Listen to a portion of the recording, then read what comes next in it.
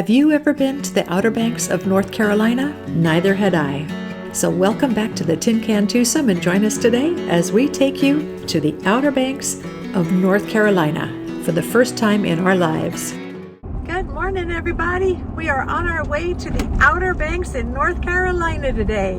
You guys excited? Oh, yes. Woo! Thumbs up. We left Chesapeake, Virginia and drove to Kitty Hawk, North Carolina.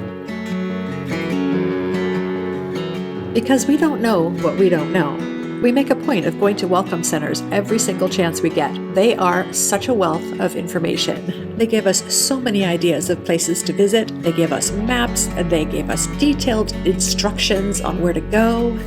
Do you go to welcome centers yourselves? Let us know in the comments.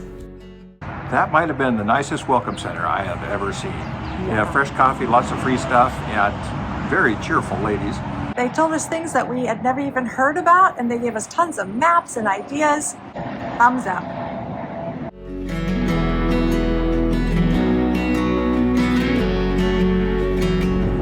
So what are we driving on, Dave? This is the Wright Memorial Bridge. And it takes us to?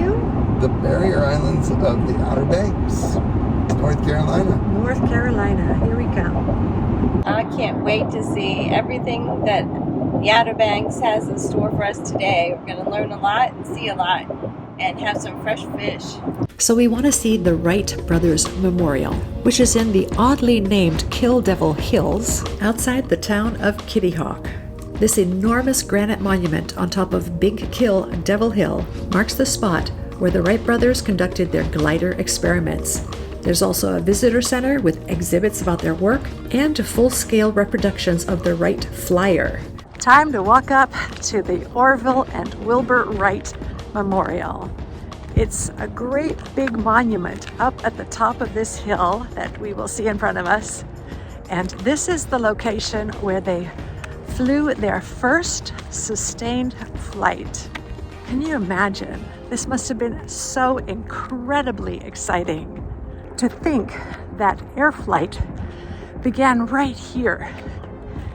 We took an airplane to get here, and we think nothing of it. But there was a time when that was just a dream, and no one had ever done it before. Amazing. This memorial is 90 feet or 27 meters tall. Achieved by dauntless resolution and unconquerable faith.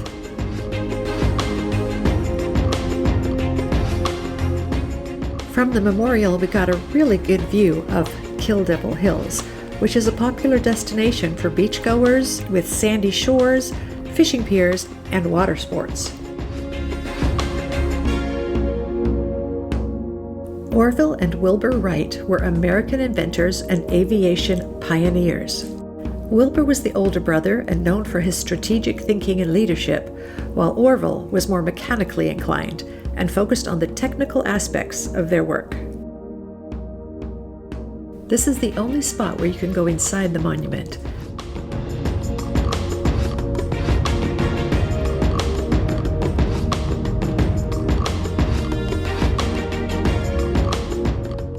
There are stairs inside as well, leading upwards, but I'm sure it's just for the employees.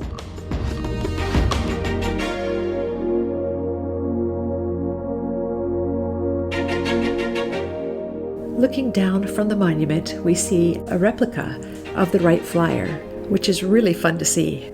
It's hard to imagine just how incredibly smart these brothers were. After more than 4 years of hard work and experimentation, it only took the Wright brothers 12 seconds to change the world.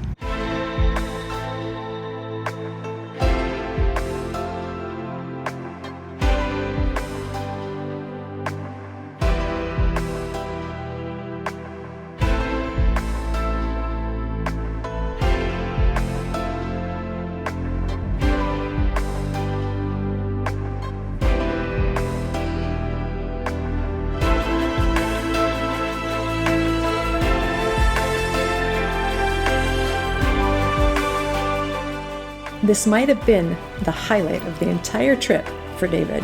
And if you haven't subscribed yet, please make sure you do so today. We put out new content every week. And our next stop was Jockey's Ridge State Park, located in Nags Head, North Carolina. It's the home to the tallest living sand dune system on the entire East Coast. And this is just the first of many. Oh my goodness. This is a little bit crazy. It's quite a hill we gotta climb.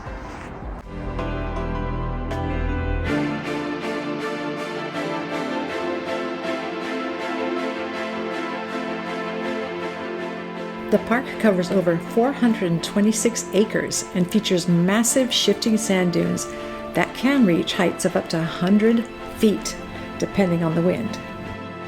Unfortunately, it started to rain, so we had to head back. Not to worry, we had a lot of fun stuff yet to do. We came to realize that one side of Roanoke Island is very fancy, and the other is for normal people like us.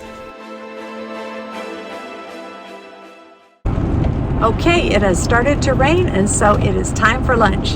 And David over here is going to take us to a very special place.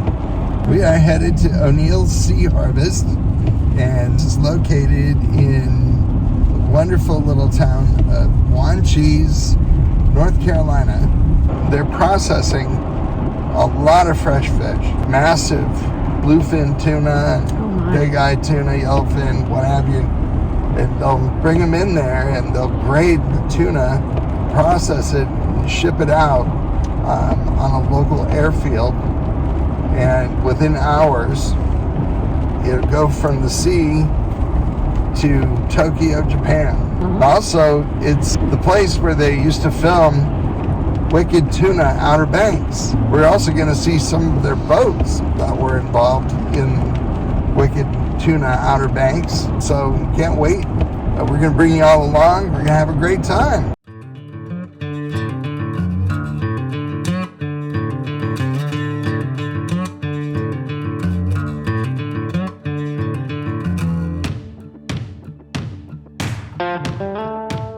And here she is, O'Neill's Sea Harvest. It's just the kind of place we like, a place that locals know about, or the very special few like our friends, and they serve absolutely fresh fish straight out of the sea.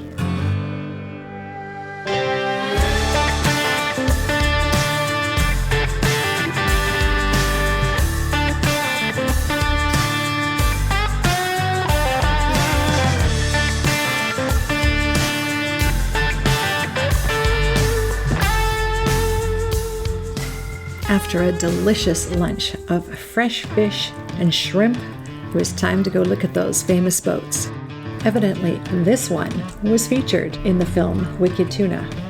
Now, we've never seen this movie, have you? And more importantly, would you recommend it? This dock was covered in what I believe are cormorants, but I'm not sure. Are they an East Coast bird? Obviously, pelicans are an East Coast bird as well as a West Coast bird. We have them all over the coastline of California.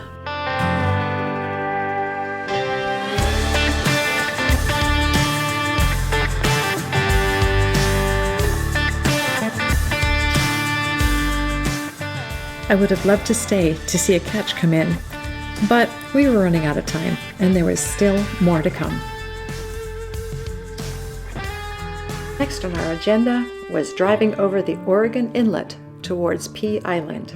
Pea Island National Wildlife Refuge is located on the Outer Banks. It was established in 1938 as a sanctuary for migratory birds and covers about 13 miles of barrier island habitat along the Atlantic Ocean.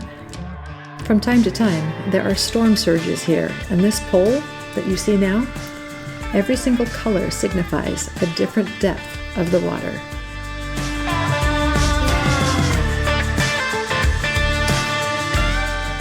Many thanks to our dear friends Arden and Dave who brought us here.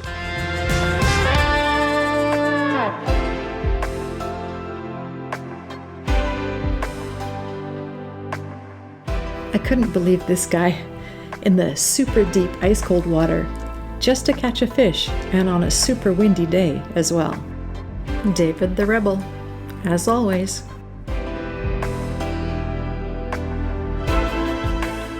Once again, we had to move on because it was time to find the Bodie Lighthouse. And yes, I said that wrong. They pronounce it Bodie. The current lighthouse, completed in 1872, stands 156 feet tall and features a distinctive black and white horizontal stripe pattern. You can see it from a long ways away. The lighthouse was closed for climbing, but during the right season, you can climb the 214 steps to the top for panoramic views of the Atlantic Ocean and surrounding marshes.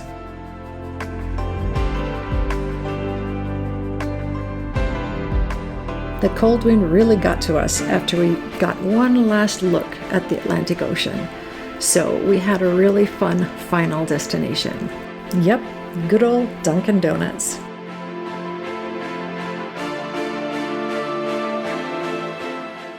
Well guys, that was that. Thanks for coming along. I really hope you enjoyed our little foray into the Outer Banks of North Carolina.